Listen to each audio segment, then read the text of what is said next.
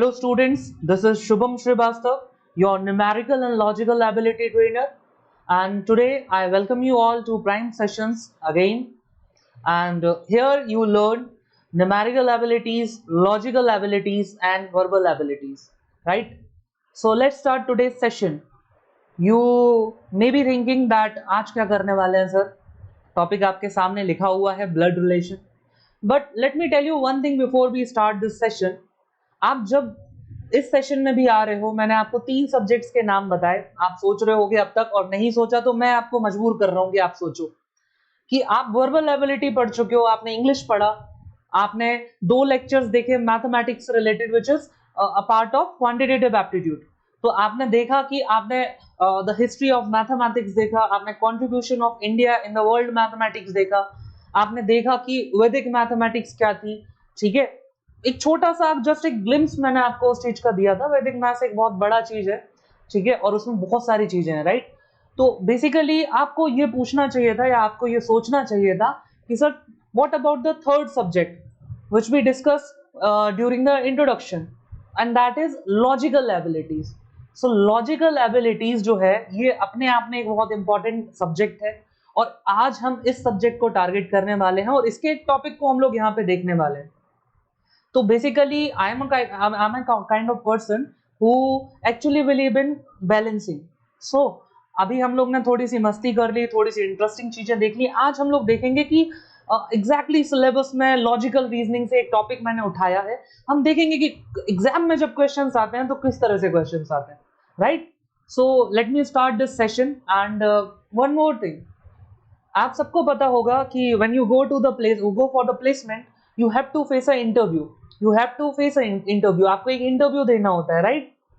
But very little people may know that before that interview you have to clear some examinations. तो वो कौन सा examination होता है? आपको टेक्निकल एग्जामिनेशन क्लियर करना होता है, और उसके साथ साथ में कुछ और सब्जेक्ट्स आपको क्लियर होने करने होते हैं, जिनमें से एक सब्जेक्ट का नाम है लॉजिकल एबिलिटीज, जो हम आज पढ़ने वाले हैं. सो चलिए स्टार्ट करते हैं. Let's start today session. तो आज हमें वही काम कर, अच्छा देखो, गर्ल्स को बड़ा मजा आने वाला है क्योंकि आज गॉसिप होने वाली है, और इसमें तो ये उस्ताद है, राइट. तो जैसे मजाक मजाक में बोलते थे आपकी भाई कुछ काम करना है, बोले मेरे चाचा के ताऊ के मौसे के फूफा के बेटे ने ऐसा कर लिया, ठीक है, ऐसा हम बोला करते थे, राइट. तो कुछ कुछ अब हमें ये चीजें फिर से पढ़नी है. इस चीज को समझो कि जब लॉजिकल एबिलिटी आपसे पूछी जा रही होती है तो जस्ट आपका आईक्यू चेक करा जा रहा होता है कि आप बेसिक अंडरस्टैंडिंग रखते हो, बेसिक लॉजिकल थिंकिंग आपकी है. रीजनिंग, आप कह सकते हो कि reasoning is the ability to reason, right. अब आप बहुत सारे लोग कह रहे होंगे सर ये क्या आपने बोल दिया, आपने तो ऐसे ही बोल, मतलब आप कितना रीजन कर पा रहे हो. आपके सामने एक ऐसी सिचुएशन में डाल दो जो शायद आपने पहले फेस ना करी हो, तो इस केस में आपका रिएक्शन क्या होगा, आप उसको कैसे डील करोगे, आप उसमें रीजन कर पाओगे, आप उसमें डाउट कर पाओगे. ये this is all about the reasoning, right. मैं अब रीजनिंग एक सब्जेक्ट भी होता है, रीजनिंग एक एबिलिटी भी होती है, हम सारी बातें डिस्कस करेंगे. तो बेसिकली आपके सामने कुछ रिलेशंस है जो इंग्लिश में आपको दिए होंगे, क्योंकि जब आपका एग्जाम होगा तो वहां इंग्लिश में आएगा. आप चाहो तो इसका स्क्रीनशॉट ले लो, एक बार गो थ्रो कर लो, ठीक है, या यूजुअली आपको चीजें पता होंगी, राइट. अब इंग्लिश में कुछ चीजें आपके लिए कॉमन है, इंग्लिश में कुछ चीजें आपको देखनी होंगी, जैसे कि यहाँ पे 5th एंड 6th नंबर पे लिखा है sister of father and sister of mother. तो दोनों को ही इंग्लिश में आंट ही बोलते हैं. हाँ, यहाँ पे मौसी, बुआ, चाचा, ताई, ताऊ, इनके कॉन्सेप्ट नहीं है. तो एक बार गो थ्रो कर लो, क्योंकि क्वेश्चन जब आता है तो इंग्लिश में ही आता है, और कई बार हिंदी मीडियम वाले स्टूडेंट्स को बड़ी दिक्कत भी होती है अगर आप थोड़ा सा इस पे काम नहीं करोगे. तो आप ये इसका स्क्रीनशॉट लो, इसको एक बार गो थ्रू करो.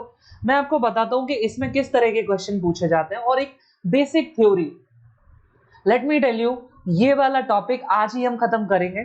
जब आप कॉलेज ज्वाइन करोगे, जब हम नॉर्मल क्लासेस करेंगे, तब तो मैं इसको आपको डिटेल में पढ़ाऊंगा ही, लेकिन आज भी मैं आपको इतना ओवरव्यू दे दूंगा कि ये इससे रिलेटेड जो क्वेश्चंस हैं आप कर पाओगे, right. So let's start today's session. आप सबसे पहले इसको एक बार गो थ्रो करो. इसके बाद जो नेक्स्ट पार्ट है वो क्या है, टाइप्स ऑफ क्वेश्चंस जो एग्जामिनेशंस में आते हैं. तो एग्जामिनेशंस में जब भी क्वेश्चन आते हैं इस टॉपिक से, जस्ट अ मिनट, एग्जामिनेशन में जब भी टॉपिक, इस टॉपिक से क्वेश्चंस आएंगे वो 3 तरह के आएंगे. Number 1, deciphering jumbled up description, ये टाइप 1 है। अब जम्बल्ड अप डिस्क्रिप्शन क्या होता है? आपको किसी को डिस्क्राइब करना है और आपने जम्बल्ड कर दिया, उसको मिक्स कर दिया, उल्टा सीधा बता दिया। जैसे अभी मैं बता रहा था कि आपसे मैं पूछूं कि भाई आपके फैमिली में कोई इंजीनियर है, कोई आईआईटी से पढ़ा है, और आप मेरे को क्या बोलोगे, हाँ सर, मेरे चाचा के ताऊ के मौसी के मामा के बेटे जो हैं उन्होंने आईआईटी से इंजीनियरिंग करी थी। अब आपने मेरे ऊपर डाल दिया कि मैं खुद डिसाइफर करूं, मैं खुद डिकोड करूं कि वो रिश्ते में तुम्हारे कौन लगते हैं।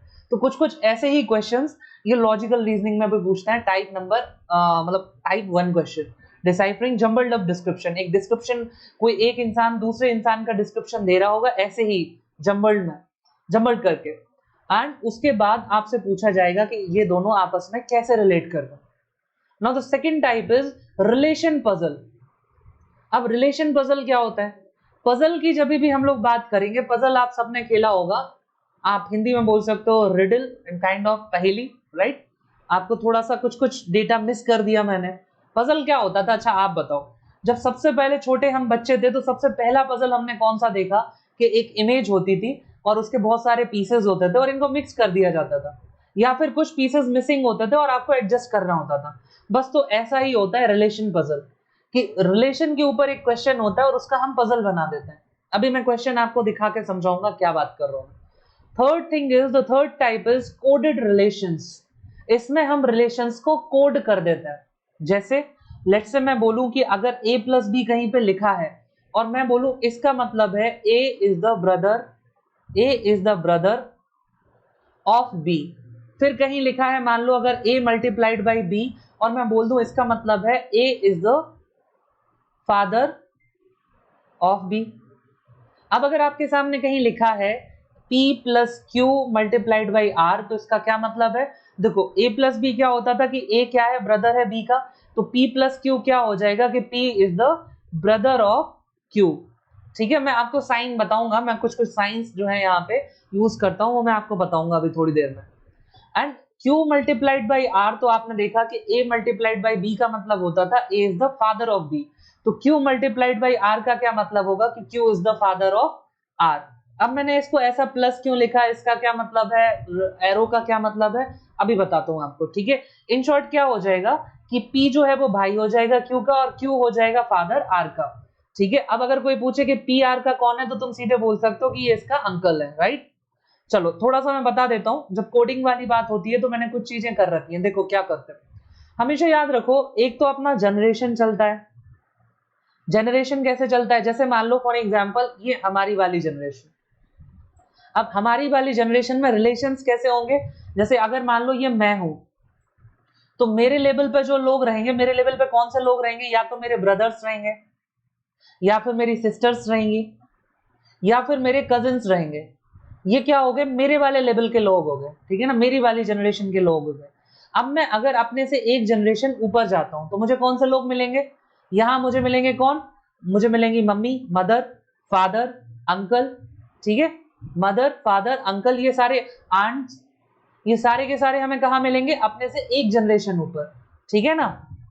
अच्छा, हम 2 जनरेशन ऊपर चले जाएं तो इसके भी ऊपर, तो हमें कौन मिलेगा? ग्रैंडफादर, ग्रैंड मदर, ठीक है ना, या फिर brothers of grandfather, sisters of grandmothers, इस तरह से। तो ये जनरेशंस होते हैं, क्लियर है? दूसरी चीज, अच्छा अपने लेवल पे हमें और क्या, स्पाउस भी मिल सकता है। मतलब अगर आप हस्बैंड मिल सकता है आपको, या वाइफ मिल सकती है। अगर आप मेल हो तो वाइफ, एंड फीमेल हो तो ऑफकोर्स हस्बैंड, ये भी आपकी सेम जनरेशन पे आते हैं। अगर आप एक जनरेशन अपने से नीचे जाओगे तो आपको कौन मिलेगा? आपको सन मिलेंगे, अपनी डॉटर मिलेगी या डॉटर्स मिलेंगी, इसके अलावा आपको नेफ्यूज मिलेंगे, नीस मिलेंगी, राइट? तो ये जनरेशन वाला पार्ट हो गया, राइट? ये हो गया पार्ट आपका जनरेशन का, जहां हमने डिस्कस करा जनरेशन। तो अगर मान लो मेरे को बताना है कि एक जनरेशन, जैसे मान लो लेट्स से मैंने लिखा ए, तो अगली जनरेशन के लिए मैं क्या करता हूं, ऐसे एरो बना देता हूं। तो ए और बी का क्या मतलब है? मतलब इससे मैं ये समझ लेता हूं कि बी जो है वो ए से एक जनरेशन ऊपर है। ठीक है, अगर मुझे बताना है कि B is the father of A, तो मैं इसको ऐसे रिप्रेजेंट कर देता हूं। अब फादर के लिए मैं डायरेक्टली कर देता हूं, अगर अंकल होते तो मैं ऐसे साइड में कर देता कि भाई ये अंकल है। क्लियर है ये चीज? तो एक चीज तो आपको क्या है, जनरेशन का ध्यान रखना होता है जब आप क्वेश्चन सॉल्व कर रहे होते हो। तो मैं क्या करता हूँ, ऊपर जनरेशन जाना है तो आप इस तरह से ऊपर अपसाइड एरो एरो दिखा दो, डाउन साइड एरो मतलब आप नीचे जा रहे हो। मतलब अगर कोई आपसे कहे कि B is the son of A, तो मैं क्या करूंगा, ए बनाऊंगा और नीचे करके ऐसे बी बना दूंगा, मतलब ये एक जनरेशन नीचे इसका क्या हो गया, सन। तो एक, अच्छा आप पूछोगे कि सर इससे कैसे पता चला सन है या डॉटर है, तो अगला क्वेश्चन आता है यहाँ पे कि हमें जनरेशन के अलावा और क्या चीज पता होनी चाहिए, जेंडर। तो जेंडर अपने पास में रीजनिंग में दो ही होता है, मेल एंड फीमेल, ठीक है। अभी सुप्रीम कोर्ट का वर्डिक्ट जो है वो यहाँ पे अप्लाई नहीं हुआ, तो LGBTQ यहाँ मत लगाना, यहाँ मेल और फीमेल ही है।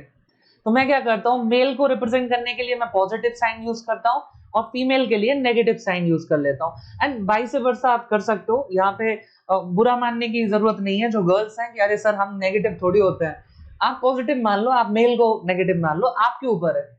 ये कोई ऐसे हार्ड एंड फास्ट रूल्स नहीं है, ये सिर्फ आपकी अंडरस्टैंडिंग के लिए आप कैसे करना चाहते हो, राइट। अगर आपको बताना है कि बी भाई है तो मैं कई बार ऐसे कर देता हूँ, ये भाई बहन हो गए क्योंकि आपके सेम जनरेशन पे है। अब सेम जनरेशन पे स्पाउस भी होते हैं, मतलब हस्बैंड और वाइफ, तो हस्बैंड और वाइफ को मैं ऐसे रिप्रेजेंट कर देता हूँ कि ये दोनों एक दूसरे पे को डिपेंडेंट है, ये हस्बैंड वाइफ हो गए। तो आपको क्या जेंडर कैसे दिखाना है, जैसे मैंने बोला कि A is the father of B, ठीक है, तो ए के साथ मैं पॉजिटिव साइन और लगा दूंगा, ठीक है ना। अगर लिखा है B is the daughter of A, तो इसको डॉटर शो करने के लिए मैं नेगेटिव साइन लगा दूंगा। अब एक जनरेशन नीचे है तो ये सन या डॉटर होना था, और नेगेटिव साइन मतलब ये डॉटर है। अगर नीस होगी तो मैं क्या करूंगा, बी को ऐसे साइड में करके ऐसे नेगेटिव कर दूंगा। सारी चीजें अभी फिर से मैं क्वेश्चन करूंगा तो मैं फिर से बताऊंगा। दो चीजें याद रखो, एक तो जनरेशन, और अगर किसी को नहीं समझ में आए तो आप रिवाइंड करो, फिर से आप इसको देख लो, वीडियो देखने में यही फायदा होता है। नंबर 1 आपको याद रखनी है जनरेशन, नंबर 2 आपको याद रखना है जेंडर। एक रिलेशन को अगर आप सही से स्टैब्लिश करना चाहते हो, ये दो चीजें बड़ी काम की है। जनरेशन मैंने बताया तुम्हें, मैं एरो से रिप्रेजेंट करता हूं, ठीक है।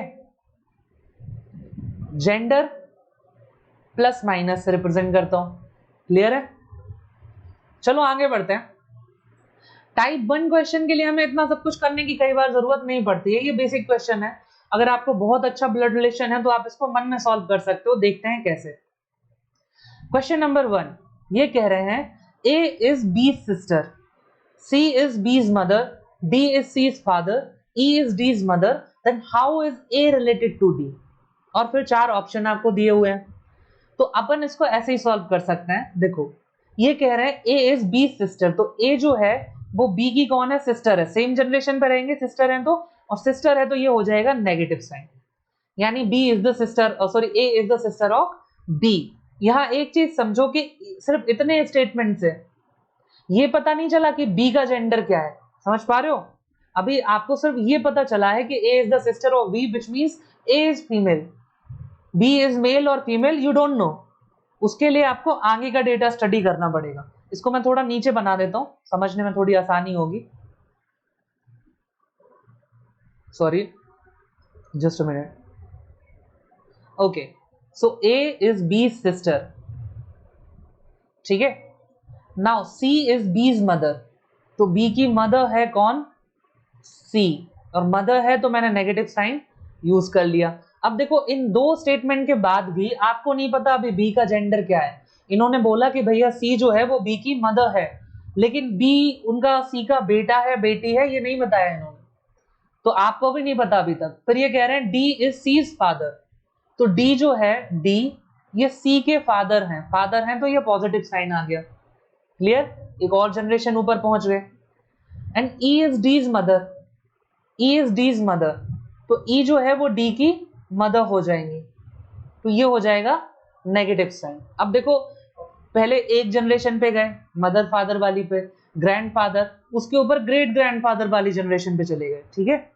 अब ये कह रहे हैं then how is A related to D, ये कह रहे हैं आपसे how is A related to D, A D का कौन है। तो अपन ने देखा कि ए और बी जो हैं, अब बी इसका भाई है या नहीं मुझे ये नहीं पता, या बहन है या नहीं ये नहीं पता, लेकिन ये क्या है, सिबलिंग्स है, मतलब ये भाई बहन ही है जो भी है। और बी की मम्मी मतलब ए की भी मम्मी, ऑब्वियस सी बात है। और मम्मी के जो फादर हैं, मम्मी के फादर कौन हो जाएंगे, मैटरनल ग्रैंडफादर। और मैटरनल ग्रैंडफादर के लिए ए कौन हो जाएगा, क्योंकि ये फीमेल है तो ये क्या हो जाएगी, मैटरनल ग्रैंडडॉटर। ठीक है, maternal granddaughter.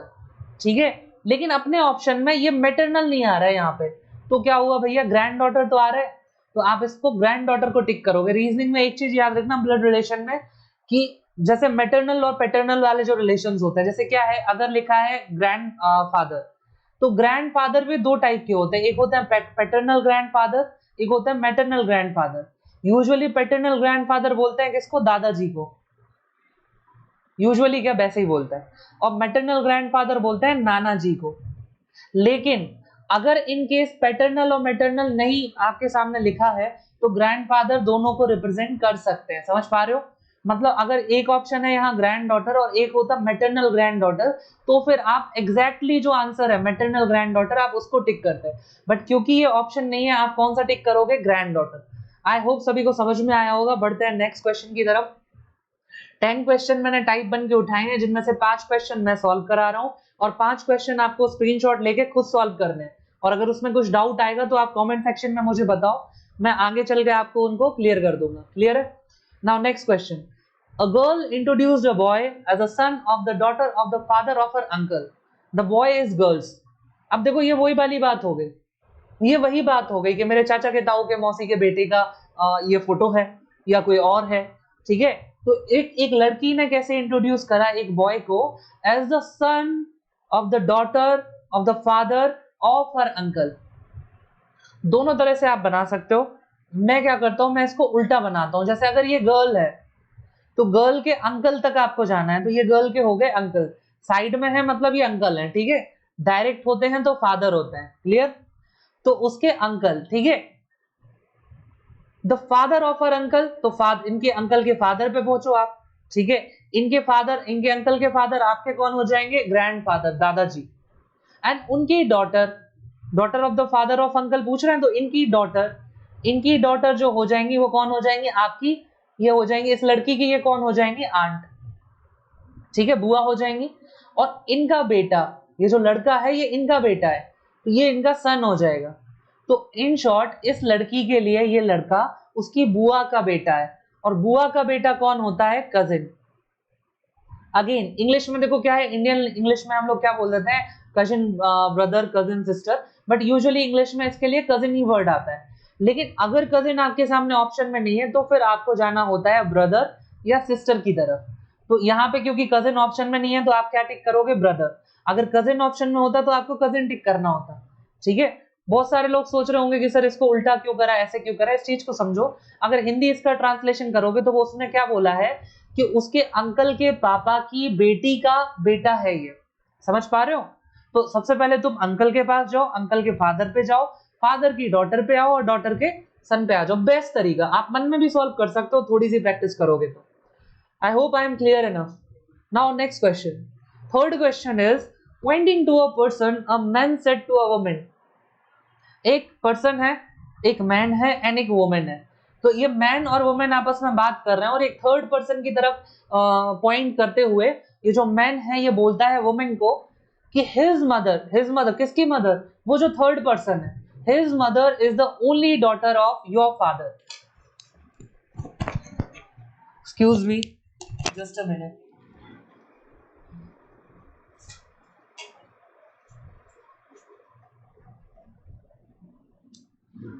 Actually, the battery was about to die, so now continue. हाँ, मैं क्या बात कर रहा था, pointing to a person, a man said to a woman। ये मान लो मैन है, ये वुमेन है और ये थर्ड पर्सन है। ये मैन क्या कह रहा है, his mother is the only daughter of your father. तो इस अपन उल्टे ही चलते हैं, योर फादर मतलब इस वुमेन के फादर, तो इसके फादर।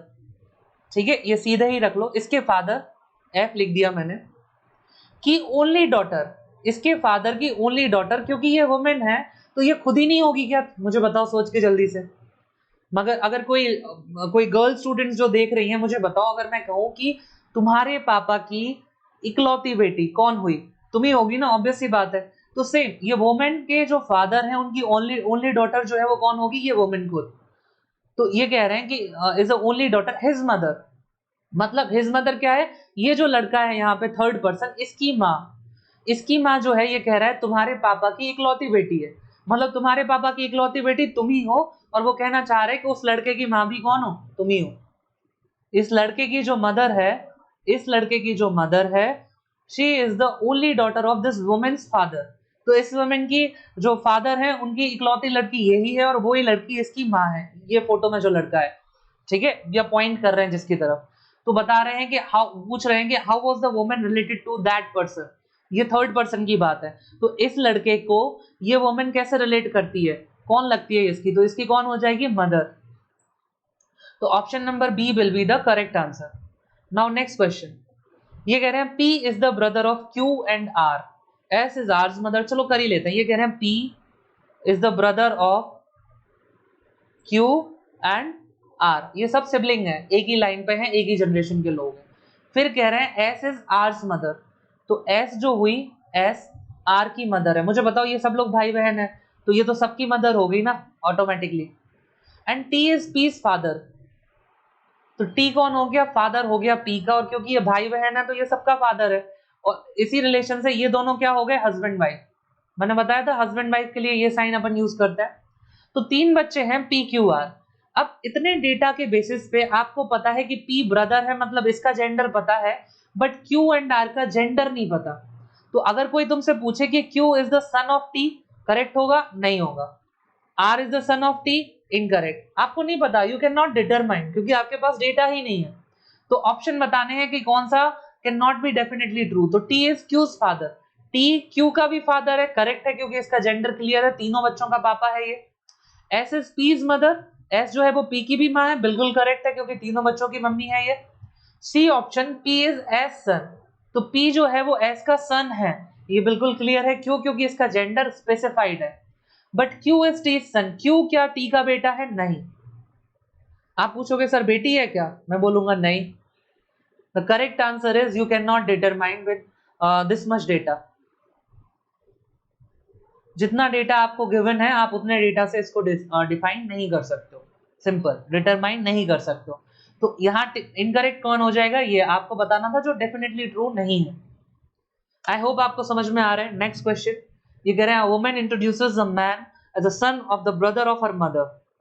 तो एक वुमेन है, इसने एक मैन को इंट्रोड्यूस करा है, कैसे, इसकी मदर के भाई का बेटा, ये जो लड़का है इसके मदर के भाई का बेटा। अब तो ट्राई करो, आप कोई डायग्राम मत बनाओ, ट्राई करो, आपकी मम्मी, उनके भाई, मतलब आपके मामा, मामा का बेटा कौन हुआ, आपका कजिन, ऑब्वियसली। तो इसका आंसर आप ऐसे भी दे सकते हो, कजिन, ठीक है। अदरवाइज आप कर सकते हो कि ये वुमेन है, ठीक है फिर इसकी मम्मी के पास जाओगे आप, फिर मम्मी के भाई, ये आपके कौन हो गए, मामा, और फिर उनका ये बेटा है, तो भी आप समझ में आ जाएगा कि ये क्या हो गया, कजिन हो गया। क्लियर है। तो ये जंबल्ड अप डिस्क्रिप्शन जो होते हैं, अगर आप थोड़ी सी प्रैक्टिस करोगे तो आपको जरूरत नहीं है फिर यहाँ पे कि आप बहुत सारे इसमें कुछ डायग्राम बनाओ या फिर ट्रीज, फैमिली ट्रीज बनाओ, नहीं, जरूरत नहीं है, आप मन में भी कर सकते हो थोड़ी सी प्रैक्टिस से। नाउ नेक्स्ट क्वेश्चन, ये आपको खुद करना है, इसका जल्दी से स्क्रीनशॉट लो, 1 सेकंड के लिए मैं रुक रहा हूं। ऐसे क्वेश्चन नंबर 10 तक आप स्क्रीनशॉट लो और इसको आप घर पे सॉल्व करोगे, आपके लिए होमवर्क है। अगर कोई डाउट है तो आप वो कमेंट सेक्शन में लिख के पूछ सकते हो। 7th क्वेश्चन, इसका जल्दी से स्क्रीनशॉट लो। 1 2 3 4 5, आगे बढ़ता है। 8th क्वेश्चन, इसका जल्दी से स्क्रीनशॉट लो। 1 2 3 4 5। नेक्स्ट क्वेश्चन, जल्दी से स्क्रीनशॉट लो इसका।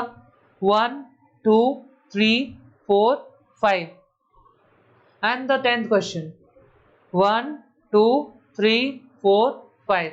आई होप आप सबने इसका स्क्रीनशॉट ले लिया है, अगर नहीं लिया है तो फिर से रिवाइंड करके एक बार स्क्रीनशॉट लो। 5 क्वेश्चंस आपको मैंने करने के लिए दिए हैं, ये आपका होमवर्क है।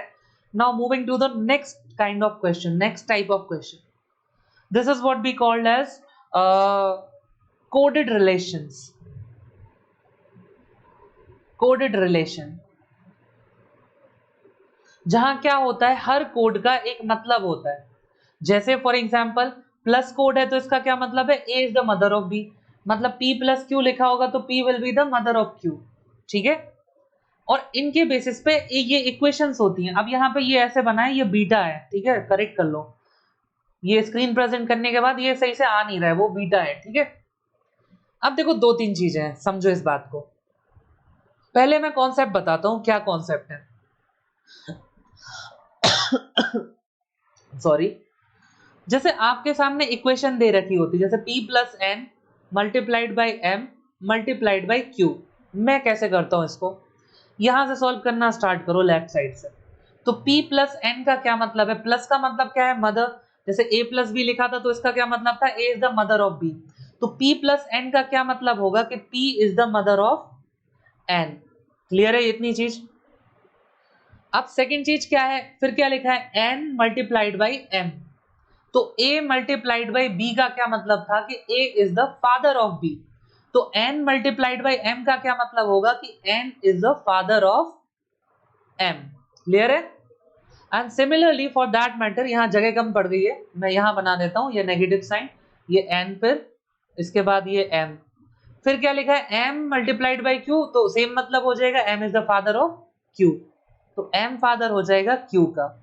इसमें एक चीज देखो कि जो बंदा लास्ट में होता है इसका जेंडर आपको कभी क्लियर नहीं हो पाएगा, क्योंकि लास्ट स्टेटमेंट क्या है कि m is the father of q। Clear है। तो लास्ट वाले का जेंडर आपको क्लियर नहीं हो पाएगा। कुछ कुछ इंपॉर्टेंट ऑब्जर्वेशन है, यहां से आप उसी क्वेश्चन को और जल्दी कैसे सॉल्व कर सकते हो मैं वो बताऊं। क्लियर है। और ये टॉपिक गेम की तरह हो जाएगा आपके लिए। तो इससे क्या मतलब है कि देखो Q का फादर कौन, M का फादर कौन, N। तो Q का ग्रैंडफादर कौन है, N। और ग्रैंडफादर की मम्मी कौन है, P। तो Q के रिस्पेक्ट में देखो तो ये क्या हो जाएगी, ग्रेट ग्रैंड मदर, ये हो गया ग्रैंडफादर, ये हो गया कौन, तुम्हारे इनके फादर हो गए। M के रिस्पेक्ट में देखोगे तो ये फादर और ये ग्रैंड मदर। तो ऐसे अपन एक इक्वेशन को डिकोड करते हैं, ये कोड करा हुआ है, ठीक है, इसको डिकोड करते हैं अपन। क्लियर है। तो एक क्वेश्चन तो ये आता है आपसे, इसमें आया नहीं, मैं पूछ बता देता हूं आपको। एक क्वेश्चन क्या आता है, जैसे लिखा है यहाँ पे मैं बीटा बीटा फिर से कर देता हूँ, लिखा है Q beta M beta N multiplied by P। तो देखो Q बीटा M का क्या मतलब होगा, A बीटा B का क्या मतलब था कि A is the brother of B। तो ये क्या हो जाएगा, Q is the brother of M। फिर M बीटा N का मतलब क्या हो जाएगा कि M is the brother of N। और n मल्टीप्लाइड बाई p का क्या मतलब हो जाएगा कि ये देखो मल्टीप्लाइड में क्या होता था, a is the father of b, तो n will be the father of p। Clear है। अब इनके बेसिस पर रिलेशन पूछ सकते हैं कि बताओ how is p related to m, how is p related to q, how is m related to p, how is q related to p। समझ पा रहे हो। एक तो हो गया टाइप 1 क्वेश्चन ये, तो इक्वेशन को डिकोड करो और क्वेश्चन जो है उसको आंसर करो। दूसरा क्वेश्चन है जो तुम्हारे सामने लिखा है, ये कह रहे हैं which of the following equation means Q is the grandfather of P। मतलब ये आपको बोलेंगे कि ये रिलेशन आपको लाना है और तीन चार इक्वेशन दे देंगे, बताओ कौन सी इक्वेशन इसको रिप्रेजेंट कर रही है। तो अपन लोग देख लेते हैं, यहाँ पे बीटा बीटा फिर से कर लेते हैं। एक तरीका तो क्या है कि तुम एक एक स्टेटमेंट को क्या करो, एक एक इक्वेशन को डिकोड करो, और डिकोड करने के बाद तुम देखो कि कौन सी इक्वेशन जो है इस रिलेशन को फॉलो कर रही है। लेकिन बड़ा लेंथी है, तुम खुद सोचो कि एक इक्वेशन में अगर तुमने 30 सेकंड भी लिए, चार इक्वेशन में 2 मिनट, और 2 मिनट एक क्वेश्चन पे थोड़ी अपन एप्टीट्यूड के पेपर में बर्बाद कर सकते हैं। तो देखते हैं कुछ ऑब्जर्वेशंस। जैसे अभी हम लोग ने क्या देखा कि Q is the grandfather of P, मतलब Q जो है, Q का नंबर 1 मेल होना जरूरी है। और अभी हमने देखा कि इक्वेशन में जो सबसे लास्ट में आता है उसका जेंडर आप स्पेसिफाई कर ही नहीं सकते हो। तो मुझे खुद ही सोच के बताओ, Q अगर ग्रैंडफादर तुम्हें बताना है तो Q को लास्ट में नहीं आना चाहिए। तो ऑप्शन नंबर ए अगर देखोगे इसमें Q लास्ट में आ रहा है तो इसको तुम एलिमिनेट कर दोगे। क्लियर है। चलो अब बात करते हैं कि दो ऑप्शन तुम्हारे पास बचे और नन ऑफ दीज बचा है। अब इस चीज को समझो कि अगर Q को ग्रैंडफादर होना है P का, तो Q को इससे 2 जनरेशन ऊपर लेके जाना, मतलब इससे 2 जनरेशन ऊपर होना चाहिए, ठीक है ना, क्योंकि P के ऊपर फादर होंगे, उसके ऊपर ग्रैंडफादर होंगे। यहाँ रिलेशन देखो, यहाँ दो रिलेशन ऐसे हैं, एक तो प्लस वाला और एक मल्टीप्लिकेशन वाला, जिसमें जनरेशन का गैप आ सकता है। कैसे, जैसे मदर जब कोई बनेगा तो एक जनरेशन ऊपर का, मतलब एक जनरेशन गैप आएगा कि नहीं। अगर A is the mother of B तो A ऊपर आ जाएगा B से, ये मदर हो जाएगी। Similarly if A is the father of B तब भी एक जनरेशन का गैप होगा। तो अगर तुम्हें 2 जनरेशन का गैप करना है, 2 जनरेशन का, तो तुम्हें 2 साइन ऐसे चाहिए जिनमें जनरेशन गैप आता हो। जनरेशन गैप कब आता है? फादर पे, मदर पे, सन पे, डॉटर पे, इन पे आता है ना जनरेशन गैप। तो हम लोग यही चीज देखेंगे कि कहां पे, या तो देखो फादर के लिए 2 बार ये स्टार फॉलो हुआ हो तो फिर वो ग्रैंडफादर की पोजीशन पे पहुंच सकता है, या फिर एक बार बीच में कहीं प्लस और एक बार मल्टीप्लिकेशन आया हो। यहाँ पे अगर देखो बीटा से जो है जनरेशन गैप चेंज नहीं हो रहा है, लेकिन स्टार से हो रहा है, तो ऑप्शन नंबर 3 में स्टार एक ही बार आया है, मतलब इनके बीच में जनरेशन गैप एक ही जनरेशन का गैप होगा। अभी मैंने बताया भी था कि Q हो जाएगा M का ब्रदर, ठीक है, सॉरी M का ब्रदर, M हो जाएगा N का ब्रदर, और N will be the father of P। तो देखो एक ये जनरेशन है और एक जनरेशन ये है, एक का ही गैप आया, तो P के लिए इसको फादर बताया जा सकता है, इसके अंकल बताए जा सकते हैं, इनके ग्रैंडफादर बताए नहीं जा सकते। उसके लिए 2 जनरेशन का गैप होना चाहिए। आई होप अगर पहली बार में नहीं समझ में आया हो तो इस ग्राफ से आपको समझ में आए। सेकंड क्वेश्चन को आप कंसीडर कर लो जल्दी से, यहां क्योंकि स्टार 2 बार आया है, तो Q स्टार का क्या मतलब है? फादर, तो Q is the father of N and N is the father of M। और फिर उसके बाद प्लस का मतलब क्या होता है? मदर, तो ये मदर हो गई P की। अब मुझे बताओ Q ग्रैंडफादर कौन से एंगल से है? इसमें तो 3 जनरेशन का गैप आ गया। ये तो सिर्फ मैंने तुम्हें समझाने के लिए बताया है, इसको बनाने की जरूरत नहीं थी। देखो मैंने क्या बताया, प्लस हो या मल्टीप्लिकेशन हो, अगर ये एक बार यूज होगा तो एक जनरेशन गैप कर देगा। मुझे बताओ, देखो स्टार, स्टार और प्लस, तो ये तो 3 जनरेशन गैप हो जाएंगे ना, वैसे ही पता चल रहा है इक्वेशन देख के। तो इसको तुम एलिमिनेट करके भी आंसर दे सकते हो, ऑप्शन नंबर 4।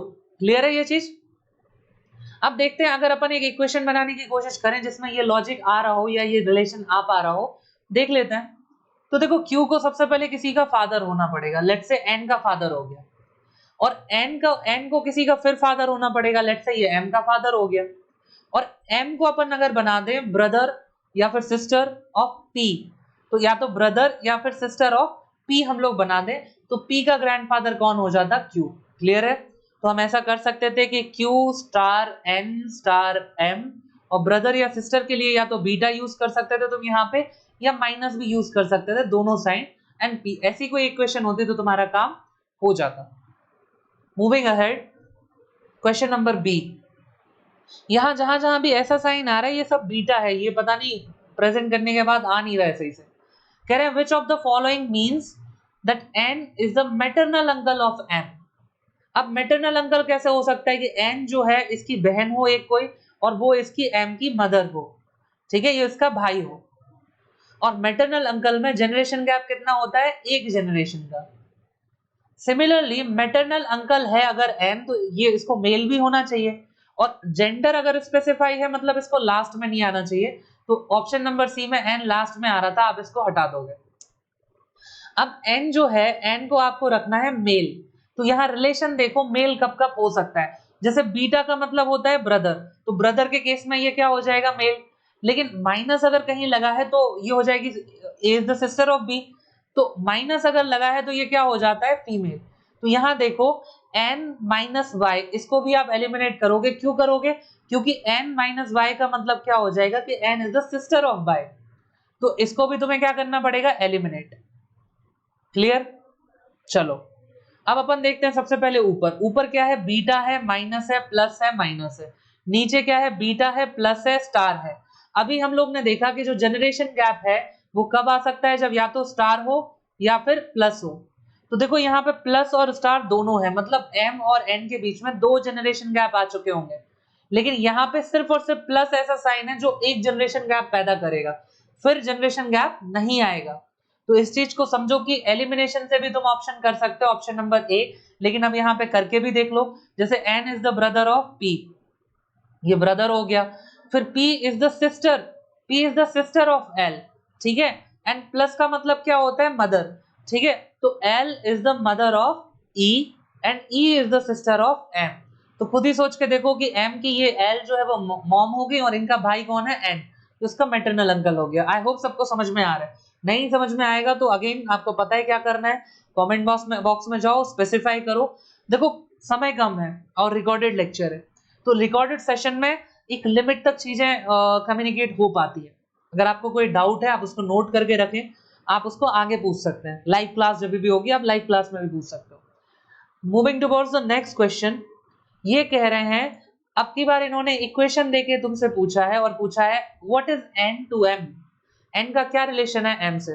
तो देखो n बीटा c, बीटा का मतलब brother, n is the brother of c। फिर क्या लिखा है c प्लस f, प्लस मतलब मदर, तो c will be the mother of f, sorry minus sign for female. फिर f स्टार m, स्टार क्या होता है मतलब फादर, तो f will be the father of m। तो n से रिलेशन निकालना है m का कि n क्या लगेगा। तो देखो ये फादर के ऊपर कौन आ जाएंगे, फादर की मदर है ये, तो ये कौन हो जाएंगे ग्रैंड मदर, ठीक है ग्रैंड मदर। और ग्रैंड मदर के भाई, तो दो ऑप्शन होते हैं ऐसे केस में, या तो ऑप्शन हो कि ब्रदर ऑफ ग्रैंड मदर, तो तुम उसको टिक करोगे, और अगर नहीं है तो फिर तुम्हें ऑप्शन ग्रैंडफादर लगाना पड़ेगा। तो ये क्या हो जाएगा ग्रैंडफादर, ऑप्शन नंबर ए, क्योंकि भैया आप अपनी दादी के भाई को भी तो दादा ही बोलते हो, ठीक है। वैसे तो specifically brother of grand mother कई बार ऑप्शन देता है कई बार नहीं देता है, तो ये हमें खुद से थोड़ा सा अपना डिस्कशन भी यहाँ पे यूज करना है। क्लियर है। तो ये मैंने आपको बताया टाइप नंबर 2। कौन सा टाइप है ये, कोडेड रिलेशन। इसके भी कुछ क्वेश्चंस हैं, आप स्क्रीनशॉट लो जल्दी से, मैं 5 तक काउंट कर रहा हूं, ये आपको सॉल्व करने हैं। 1 2 3 4 5। नेक्स्ट क्वेश्चन 1 2 3 4 5 सॉल्व करना है। थर्ड 1 2 3 4 5। ये 12th क्वेश्चन जो है उसका डेटा 3 स्टेटमेंट सेम है, उसके बाद ये 3 क्वेश्चंस हैं, ठीक है। इनको सॉल्व करो। अच्छा 13 क्वेश्चन और करो, ये थोड़ा सा अच्छा क्वेश्चन है, इसको ट्राई करो। बिल्कुल डिट्टो जैसे मैंने 11th क्वेश्चन कराया, सेम टू सेम है, कुछ भी नहीं करना है, बस ऐसे ही सॉल्व करना है। सो 1 2 3 4 5 स्क्रीनशॉट लो, आगे बढ़ो, ठीक है। बस ये एक ही क्वेश्चन है इसमें। Now moving towards the next type of question, and this is relationship puzzle. इसमें क्या है, रिलेशन को पजल बना देते हैं कैसे। अब इसमें इन्होंने क्या करा, in a family there are 6 members, तो एक फैमिली में कितने मेंबर्स है 6 मेंबर्स। कौन कौन से, A B C D E F. Clear. चलो A and B are married couple, ये भी क्लियर हो गया कि ए और बी मैरिड कपल है, मेल और फीमेल नहीं पता कौन है, इन्होंने लिखा है लेकिन कि A being the male member, तो ए को भैया मेल मेंबर कर दिया, ऑटोमेटिकली बी क्या हो जाएगी फीमेल हो जाएगी। फिर कह रहे हैं कि D is the only son of C, अलग से लिख लो क्योंकि ए और बी से रिलेशन अभी नहीं बताया, तो D is the only son of C, C का ये ओनली सन है। सी कौन है, इसकी मदर है या ब्रदर है नहीं पता। फिर इन्होंने कहा है कि C who is the brother of A, तो ये ए का ब्रदर है, और ए और बी यहां पे मैच करा दो कि ए और बी तो ऑलरेडी तुम्हें पता ही है कि कौन थे, ये हस्बैंड वाइफ थे, ठीक है। ये मैंने डबल एरो इसलिए बना के रखा है। फिर ये कह रहे हैं E is the sister of D, तो ई जो है वो डी की सिस्टर हो जाएगी। And B is the daughter in law of F, तो बी जो है ये क्या है, daughter in law of F. F की कौन है, ये डॉटर इन लॉ यानी कि बहू, विच मीन्स कि एफ का बेटा कौन हो जाएगा ए। क्लियर है। अब एफ जो है मदर है या फादर कैसे पता चला, इन्होंने लिखा F whose husband has died, तो ये मतलब क्या है फीमेल है और कौन है विडो है, क्योंकि इनके हस्बैंड की डेथ हो चुकी है, मतलब ए की मम्मी है एफ, ठीक है। क्लियर। तो ए और बी एक कपल हो गया, हस्बैंड वाइफ है, ए की मम्मी कौन है एफ, तो इनकी मदर इन लॉ हो गई। सी जो भाई है ए का, तो सी की भी मम्मी है एफ। सी का एक ही बेटा है कौन है डी, और उसकी बहन यानी कि ये इसकी बेटी हो गई ई। ये कह रहे हैं how is E related to C, तो सी ये है ई ये है, कौन हो जाएगी ये उसकी daughter, option number B. Clear है। नेक्स्ट क्वेश्चन, अच्छा ये तो सेम ही है, how is C related to B. अब देखो how many male members are there in the family, तो मेल मेंबर्स काउंट करो, बड़े इजीली कैसे काउंट कर सकते हैं। देखो यहाँ पे एक सेकेंड रुको, मैं कलर चेंज कर लेता हूं, समझने में आसानी होगी। एक तो देखो प्लस साइन ये है मेल मेंबर है, एक प्लस साइन ये है ये मेल मेंबर है, एक प्लस साइन ये है ये मेल मेंबर है, 3 मेल मेंबर हो गए और 3 फीमेल मेंबर हो गए, ई बी एफ। तुमसे ये भी पूछ सकते थे जैसे ई बी एफ, ये कौन है, फीमेल्स हैं, नेगेटिव साइन लगा दो। और ए सी एंड डी ये कौन है, मेल मेंबर है, तो 3 मेल मेंबर है यहाँ पे। Option number B will be the correct answer. How is F related to C, F का क्या रिलेशन है सी से, इसको भी देख लेते हैं।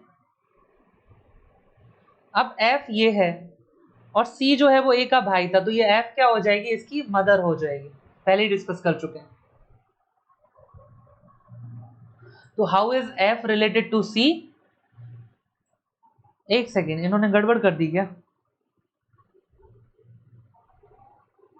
ये गलत हो जाएगा, ये मदर है उनकी क्योंकि वो भाई था, ठीक है ना। इन्होंने बोला है कि सी इज द ब्रदर ऑफ ए, और क्योंकि एफ जो है वो मदर है इनकी, ये मदर इन लॉ नहीं मदर हो जाएगा, ठीक है, वो गलत मिसप्रिंट है वो, ठीक है।